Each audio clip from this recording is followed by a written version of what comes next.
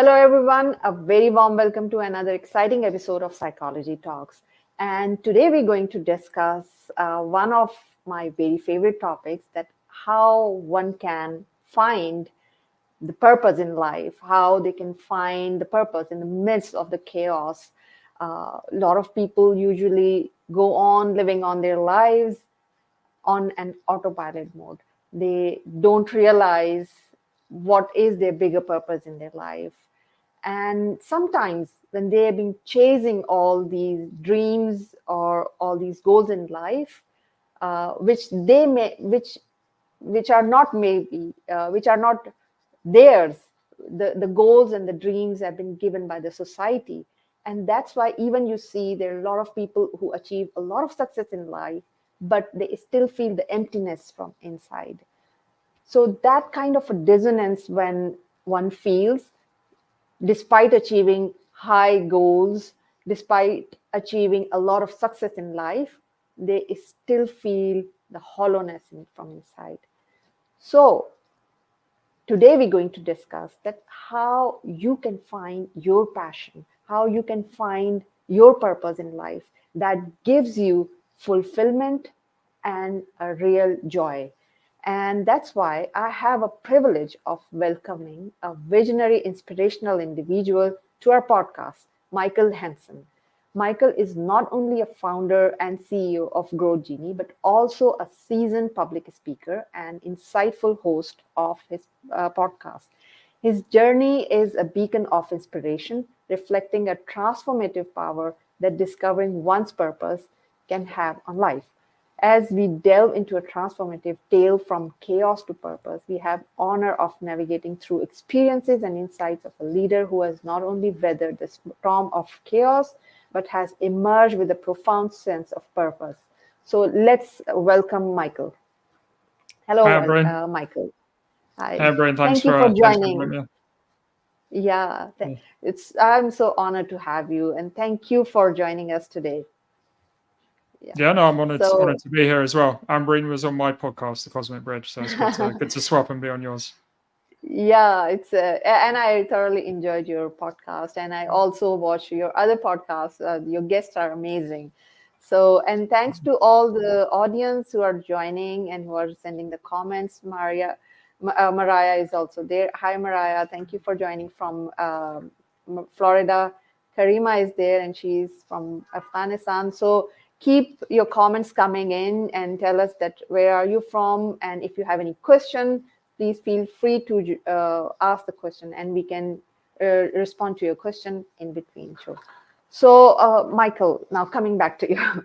I've given a very short, a brief introduction that you are the CEO of Growth Genie, you're a podcast host, and you had a transformative life, which our audience are eager to listen. So tell us about your journey, that from where you started, what struggles you faced, and how did you find that purpose in the midst of the chaos? Yeah, sure. Firstly, I thought I'd say with Growth Genie as a sales training company. So I've been on maybe 100 sales podcasts, and I said to you before that this is my first time being on a psychology podcast. So I feel like a bit of an imposter in this sense, but psychology is something that's helped me a lot in my job. But yeah, in terms of going back, I've had a few different lives, I guess, in a way. I'm only 34. So I'm not old in that sense, but done a lot of different things. So when I was younger, I was a tennis player, junior tennis player, wanted to be a professional. So from the age of like 7 to 12, I was playing tennis every day. I was in the top 5 of the country for my age. But tennis, because it's a solo sport, it's not like football where you've got other teammates. It's actually it was quite hard in a way, because I was traveling around the country. If you lost, it's quite difficult when you're that age. And so anyway, when I was about 13, I retired from tennis, which sounds like ridiculous in a way, right? How can the 13-year-old be retiring from tennis? But I think, and that was tough at first, but I think looking back at all these things that happened to me in my life, even in my childhood, they defined me a lot as a person when I'm older. So in tennis, when you're playing at that high standard, you lose a lot. And when you're losing, it's like being rejected, Yeah. which is what I'm going to talk about after with Yeah. sales. Then when I was older, I was into music. I wanted to be a DJ. So when I was at university, I did a lot of DJing, just kind of on the side, getting some side money. Again, after finishing university, thought, I'm going to be a professional DJ. That didn't happen. I went into politics. I was actually working on a Wow. election in Africa, again, working for the opposition, that we lost the election. So a lot of these things happened to me where I was supposedly like rejected or failed in a way. But I learned a lot through these experiences. And then going to now, I worked for many years in sales and marketing.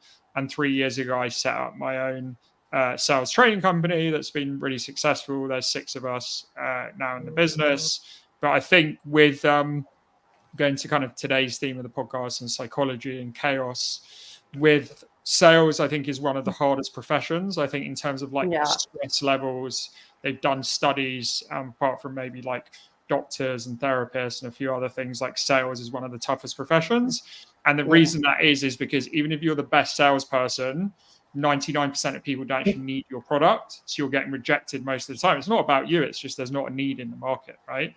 So when you're facing that rejection all day, it can be quite tough. And there's a lot of anxiety because of that in sales. And there's also a lot of fear. People are fearful when they're in sales of getting rejected all the time. So I got into psychology a lot through that because I realized the biggest battle I'm having in sales is not the customer, is not someone else, it's myself. I've got to look at myself and see how can I deal with this rejection? How can I make my own messaging better? How can I become a better person? And that's where I started getting into psychology and a lot of, the people we've talked about, like Carl Jung. And I just, for me, there was a couple of big takeaways. One, which was only focus on the things you can control and not the things that you can't control. So that was a big thing in sales, right? You can never control the other person. You can only control yourself. And then the other one is detachment, which is the buyer is in control. So you can't attach your self-worth to someone buying your product. You can only do what you can do. So yeah, that's a long-winded answer, but that's kind of a bit of my journey. I mean, you actually, your journey is quite interesting, from being wishing for or having an ambition to become a tennis star, and then moving on to become a DJ, and then running a campaign for politicians. So it's completely like different from a sports person to the politician and to the like entertainment industry, right? So I would like to ask you that how you switch from one industry to another, and what made you select the like leaving one passion and select another one. Yeah, I think it was all quite organic, and that was the thing. It wasn't everything I kind of fell into, and they became. We're talking about purpose on the podcast, but they became mini purposes, right? Like I started playing tennis, and I was very good at it. And then suddenly my parents said, and my brother actually, my parents often with sport, people talk about like pushy parents. My parents were very like liberal. They said, if you want to do tennis, that's great. If not, no worries. But my brother, he's older than me, 10 years old. And he was like, you're so good at tennis, you got to play. He was kind of my trainer. And so I just did it. And then I got to a stage when I was 13 and I didn't enjoy tennis anymore. So again, going to purpose, I didn't feel like tennis was my purpose. So I stopped it.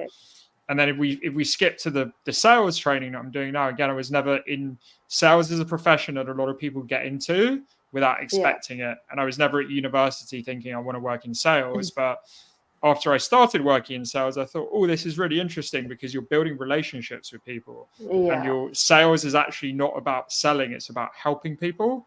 So you should never sell to someone that doesn't need your product, right? That's like unethical. So it's really about selling to people that need your product, and it helps them live like a more fulfilling life. That's what sales should be about. So I enjoyed that aspect of selling, and also sales is really about communication. So I found through sales, I became a better communicator that helped me in my personal life, with my family, with friends, etc.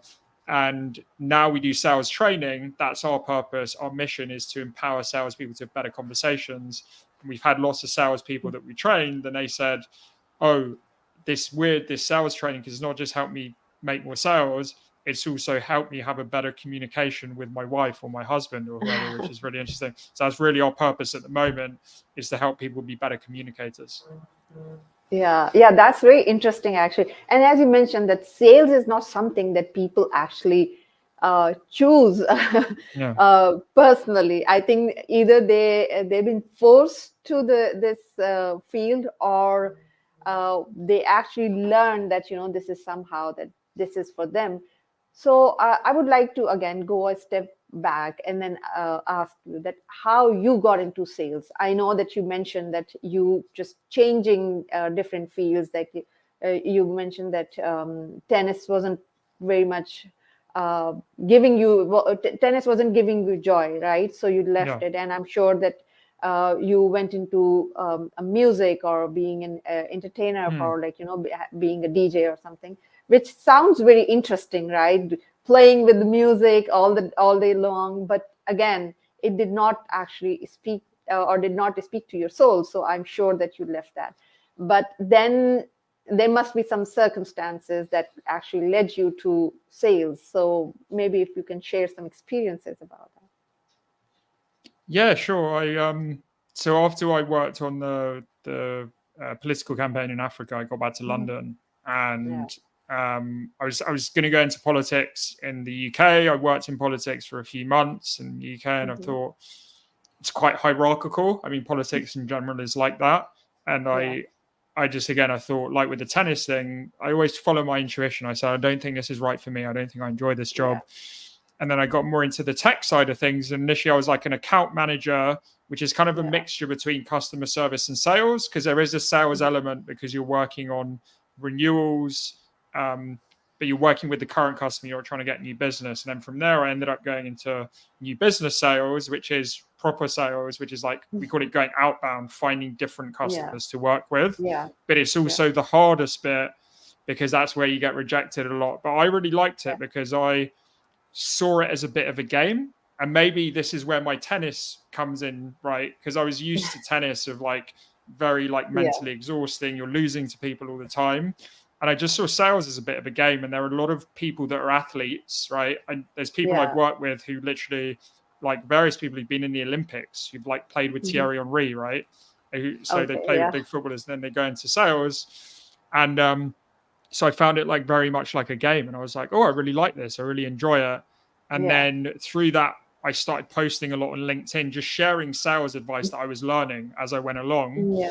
And then people started reaching out to me, oh, can you teach me? Can you do this? And that's how I ended up starting my company. So it all happened organically. Wow. As I said, if someone Yeah. said to me at university at 19, you're going to work in sales, do sales training, and be really happy doing it, I'd be like, what are you talking about? That's not me. Because I've always Yeah. been going to, I know you're into like spirituality. I've always been a spiritual person, which is quite rare for Yeah. someone my age, 34. There's a lot of Yeah. people in London who are like atheists and all this stuff. I've always Yeah. believed there's a higher power. And so you've always, there's a quote in the New Testament that says it's harder for a rich man to go to heaven than for a camel to go through the eye of a needle, right? So you don't Wow. Yeah. associate Yeah. spirituality with like, because you think sales is money, but as I said, sales is not really about money as a byproduct. Sales is actually about Hmm. helping people achieve a Yes. goal, and through that there's an exchange of money, right? Yeah. So yeah, again, a long-winded answer, but hopefully that Yeah. was useful. Yeah. Very interesting, actually. Very interesting. And I love your perspective that, sales is not about selling. I mean, that's where a lot of people mistake or confuse between these two things, that sale is all about selling. It's about Yeah, helping people. It's about adding value to your like customer or to your buyer. It's not about, it's about like it's about them finding out yeah, that what actually brings some change in their life. So it's very interesting perspective, and I'm sure that this is very different from what other salespeople are doing. So I would actually ask you that, how this spirituality actually, how this helps you, or how you marry these two, because sales and yeah, spirituality and psychology, yes, a lot of people talk yeah, about it, but spirituality is kind of it's always been separated from sales and yeah. selling things.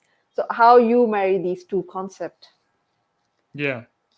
So maybe because I know you and I bonded because we were talking about Carl Jung, right, and that Yeah. intersection between spirituality and psychology. Yeah. So maybe I can go to a Carl Jung concept. So Sure. he's got this concept called the collective unconscious, which, even though this is a Absolutely. psychology podcast, maybe not everyone knows the term, but it's essentially, Freud has the personal unconscious, which everyone knows, that things that Yeah. happen to us when we were kids or in our daily lives, they're going to Yeah. affect us even if we're not aware of them. But Yeah. Jung took this one step further and said there's a collective unconscious. There's essentially the unconscious of every single person in the world now and even in the whole of history, right? Yeah. So essentially, how why that then relates back to sales is a lot of salespeople have Hmm. victim mindset, right? So what Yeah. that means is if they call someone and they're rude, they say, "Oh, this person's so rude." If you send an email or you don't win the sale, someone's not getting back to you, you blame the other person. You're the victim, Yeah. right? Yeah. Whereas if you're collective unconscious, you're like, that person is part of me. We're connected. And this is a spiritual thing. Everyone in Yeah. the world is connected. We're all connected to God, which is the higher thing that connects all of us, but we're all connected, right? So if Yeah. I'm then thinking from a collective unconscious, I'm thinking, oh, why would this person be angry, right? And then put Yeah. myself in, oh, maybe if I sent that email, I need to improve this. I need to speak to my Exactly. colleague. I need to speak to someone like them and try to improve. So this is where the spirituality thing comes into play, which is it gives you more accountability as a person because you're Yeah. suddenly not playing the victim and you're constantly thinking, how can I be better, right? So this Yeah. is what I see as the top salespeople. They're constantly trying to get better and they're constantly trying to learn, and they're not blaming the customer. They're always looking at themselves and thinking, how can I do better? And I think that's a problem, is a lot of salespeople are blaming the customer, whereas thinking, no, what have I done wrong in this situation? So I think that's where, spirituality has helped me a lot. Yeah, amazing. I mean, I really love the way you explained it, and especially when you brought the element of collective unconscious, which is one of my most favorite topics and my subjects. Like, it's actually, I'll go back to what you said in the beginning, that if someone would have told you when you were 19 that you would be in sales, you would not have believed that person. And I Yeah. think that's exactly how we are meant to choose our destiny. Like, when you realize your purpose, then you start like connecting with the people who actually help you take you to a goal, right? So I Mm. think all those things that maybe were giving you uh, the displeasure, right? That when you were in tennis and when you were in music, or you were in Yeah. like in politics, right? So all of this kind of confusion that was created in your mind were actually preparing you to realize your purpose, and that was your goal. I think that was exactly what you do, is when you realized your purpose, that okay, these are not these are not your passion. So it takes a courage. I'm sure it takes a courage, because Mm. leaving something which you have already spent a lot of time and effort, and when you have actually realized that this could be your next goal, Yeah. they require a lot of courage. Not everyone is willing to leave that. For example, you were doing really good at tennis, and but it is just because it is not giving you joy or a pleasure, Yeah. then you actually lift that. But Mm. whereas a lot of people, I think, miss that point, is that they keep on going in the same direction, Yeah. where they even feel from deep down, they feel that this is not for them. And Yeah. that is how they are killing their soul, and they're Mm. killing their passion and following blindly. So I think that is one thing which I believe our audience will take one uh, message, that they need to listen to their heart, they need to listen to the soul, that if something is not giving you fulfillment or satisfaction, that is an indication that they need to follow something else. And that's what exactly your journey is about, that the way you change these fields is is a testament, right? That you are meant for something bigger. And look at you right now, what you're doing is like helping people. and helping them change the mindset, especially in the sales. So that's really, you're doing amazing work. And I really love the way you actually changing the perception of sales and adding the angle of spirituality. So that's really amazing. So now coming back to the sales part, right? This is the hardest part. And a lot of people uh, think that, as you mentioned, that it's all about selling products, and I think that is where the confusion comes in. So what is the, I would say, the main problem you think that, or people bring to you, that in sales, which you feel that you can help them to improvise them, to gain or to expand their business? Yeah, I'll probably say two things, one of which I've already discussed, which is like there's a victim mindset, but there's also like a fear mindset in sales. So I think a lot of people hold themselves back with fear, right? Because I think to be a really good salesperson, one of the biggest things is being different from everyone else. Because if you're any type of like buyer, we work more with B2B salespeople, which is essentially people that are selling to businesses versus individuals. And the decision makers at businesses, the directors, the vice presidents, the CEOs, they get hundreds of sales pitches a week from lots of different people, right? And 95% of them are very similar. So you want to be in the 5% or 1% even of people that are standing out and doing something different, right? But sometimes to do that is scary, right? So I think the most convoluted, busy channel is email. People get hundreds of emails, but most salespeople, what do? They just send emails, right? Because it's easy, right? Because when you send an email, you don't see how the other person reacts. And so they never call people, right? So calling is human. It's the most human thing apart from being in person with someone. So actually, like calling people still works really well because it's human. You can have a conversation, but people are scared to call because you can hear the person's emotion. It's a lot more real, right? Then doing things that are different, right? So maybe like sending a voice note is something that we see works really well, like sending someone a voice note on LinkedIn. And they're like, oh, I didn't know that exists. Or sending a video. You can send people a video. Or I'm scared to send a video. So people are scared to do something different. So a lot of fear holds back salespeople. And then the other thing is sometimes there's what we call in sales objections, which are fair objections, right? I'm not interested, or I'm using this product, I don't need yours. But some of them is like, oh, this is interesting, but maybe contact me in 3 months. Someone who's brave may have a conversation and say, hey, you mentioned 3 months. Tell me what you're going to be doing in the next 3 months, right? But that requires some to be brave and to not be scared, right? So that's one thing is fear. That's very much on the mindset. The other thing is salespeople, and this is normal, like all of us, we've all got ego, right?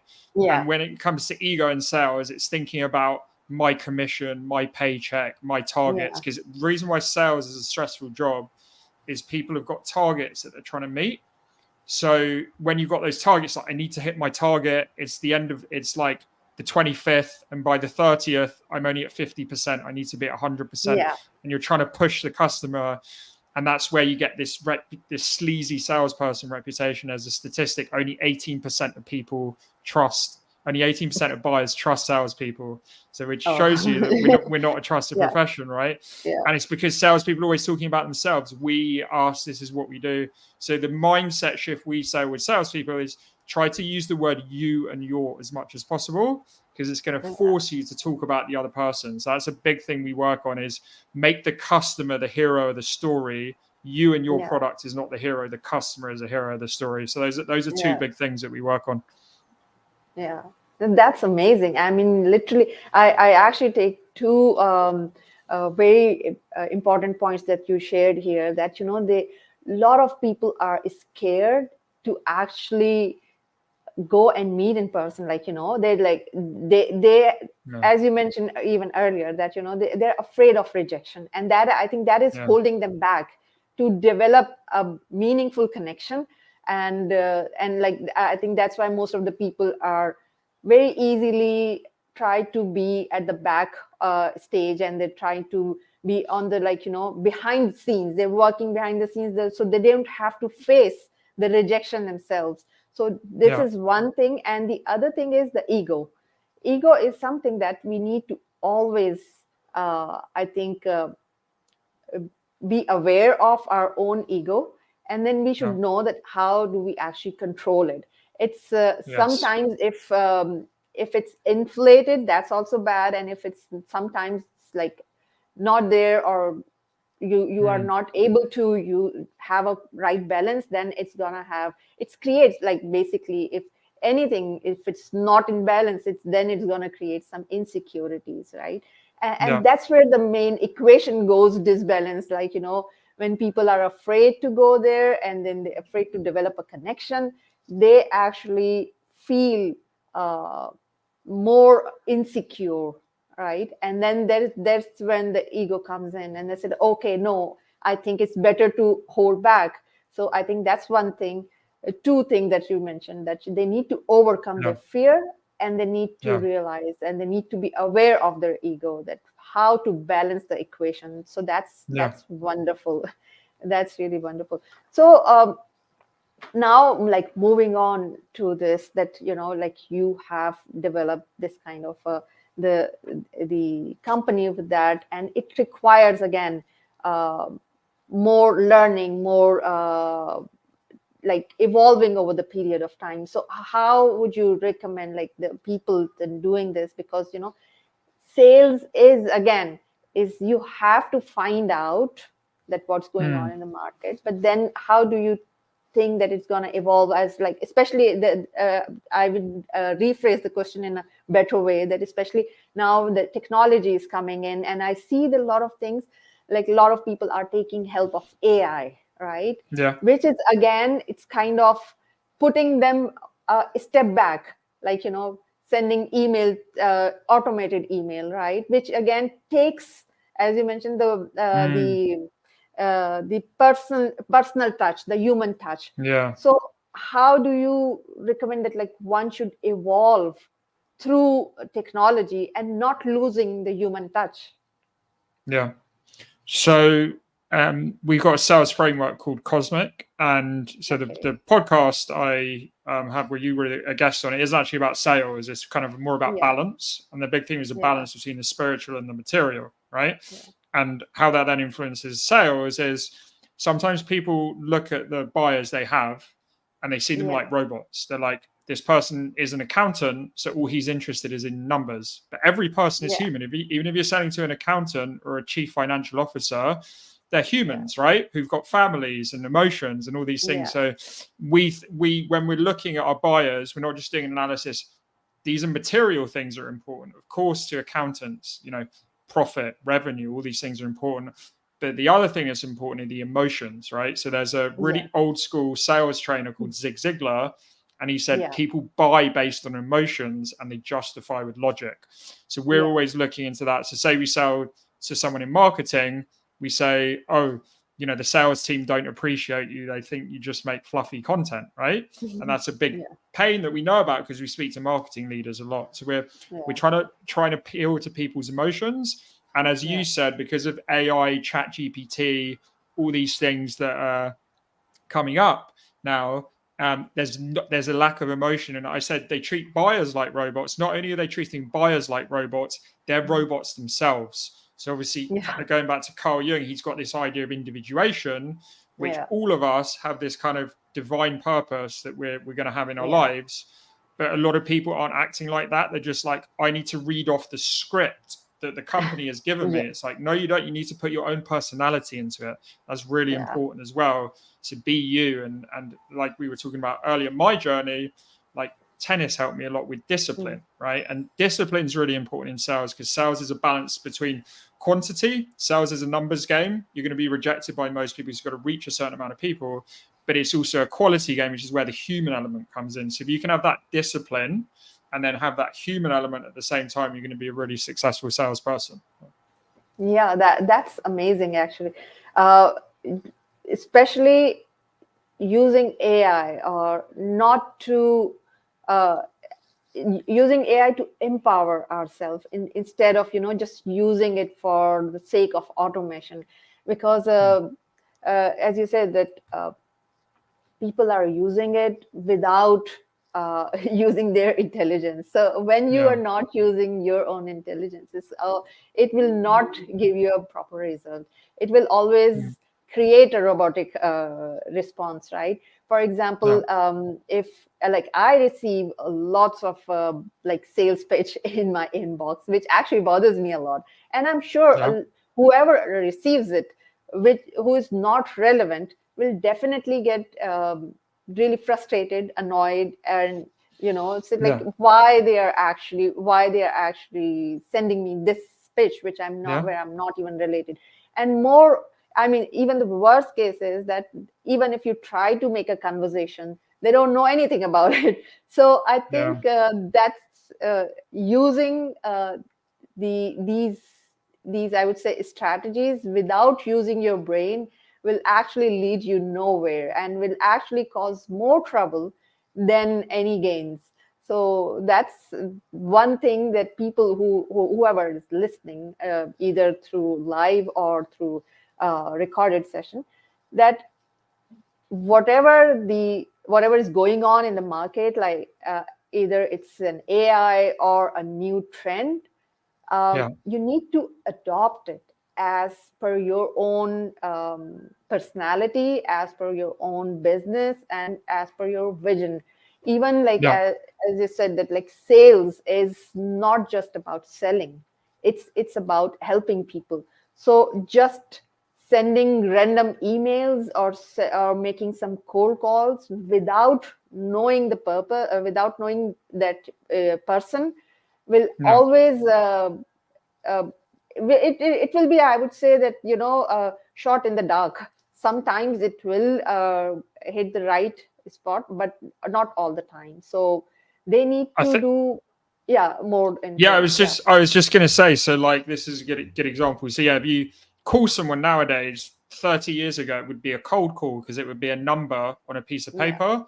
Whereas now, yeah, with the internet, you could make a cold call, a warm call, because I could call you and I could say, "Hey, Breen, we've not spoken before, but I just listened to the episode you did with yeah, Michael Hanson on sales and psychology, and I found it really interesting." And yeah, you'd be like, "Oh, like thanks," because that person has taken time to listen to yeah, you and understand you, right? Versus most people will be like, "Hey, you've got a podcast, can we promote it, pay us for marketing yeah, services, etc." Right? So it's just, if someone cares and they've done research on you, obviously you're going to yeah. listen to them.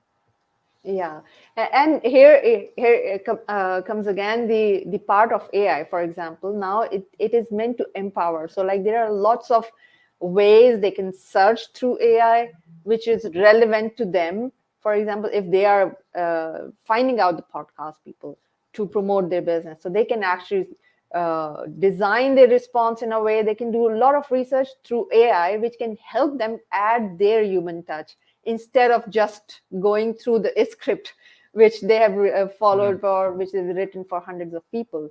So yeah, I Yeah. agree. So yeah, I mean, I know this is a very interesting topic, especially when we talk about spirituality, and then your concept is very unique. Actually, I really love the way you actually added spirituality in sales, because a lot of people take it like two separate things. They think that as spirituality has nothing to do with sales. Mm. A lot of people do talk about psychology, yes, that as you mentioned, that people need to be aware of their mindset, and then they need to know that how to control. But especially the spirituality part, that we are all connected, we have our divine Mm. purpose, and we are all part of like one, like as you said, collective unconsciousness, right? The one Yeah. group. We are just part. We are connected with each other, and excuse me, and we can be connected better if our intentions are there to connect Yeah. as a human person, not as someone who's selling or who's pitching. So that's Yeah. amazing. 100%. Yeah. So, what, before actually we close this show, what one advice would you give to our audience today? Yeah, I think so. Maybe I'll talk about fear because that's something I've talked about in concept of sales. But fear is something we're all going to feel on a daily basis. There's a really good book, I don't know if you've read it, Ambreen, called "Letting Go" by David Hawkins. Yeah. And he talks about you have all these emotions. We have a whole module in sales called selling with less ego, right? Which is all about, as you said, how you control your ego, right? Yeah. And we have these emotions: fear, anxiety, resentment, etc. Now, the thing he says is not to try and fight them. So if you're feeling fear, don't say, oh, why am I feeling fear? And you almost feel guilt for feeling fear. So it's more to accept it. And that was a really big transformational thing for me, because when I feel, and I still get scared now in sales, even though we train salespeople, I'm doing it for a long time, I've got like a big renewal coming up and I'm going to call the person and I get anxious, right? And I'm like, where is that fear coming from? And it's obviously attachment to the person, but maybe it's I'm not prepared. So then it's using the fear. Okay, how can I be more prepared for this call? Yeah. Okay, I do 15 minutes more work. Okay, now I'm prepared. I'm going to call this person. So it's using that fear in a positive way. So what I would say to people is, don't let fear stop you from doing the action, but let it make you do the action better and be more prepared. So it's all about how you transform that. And as I said, David Hawkins' Letting Go, that's a really good book that I'd recommend people read on the subject. Yeah, I love that advice, especially like, using fear to propel us to achieve our goal. This is amazing because a lot of people actually feel fear and then they step back and they said, okay, that, uh, we need to do something else. But, it's when you use the energy of fear in a positive way, which can actually motivate you or prepare you to achieve your goal, is an amazing strategy. So thank you so much for sharing these amazing insights and valuable knowledge, which can directly be associated with how they can be better at sales, and more interestingly, they can be better as a human being. Because I think that when we become better human, we become better at every aspect of life. So For sure. so how our audience, like whoever like is listening, either at the live session or in the recorded session, how they can reach out to you? What's the best way? Yeah, probably the place I'm most active in terms of social media is LinkedIn. That's how we Okay. met. So if you just search Yeah. Michael Hanson Growth Genie on LinkedIn, I'll come up, and I post almost daily content there. And you're Yeah. also welcome to email me. My email address is mhanson@growthgenie.co. And then, Okay. yeah, of course, shameless plug, listen to the podcast. It's called the Cosmic Bridge, and that's on all podcast platforms. So. Amazing. That's amazing. I think I have already shared all your links in the comments. And when I also Right. share this on the podcast channel, I'll share all the links. So thank you so much for joining us today and sharing your valuable insights. I thoroughly enjoyed it and I love the advice that you give. And especially, I really like the idea of your sales and spirituality. It is a very unique concept.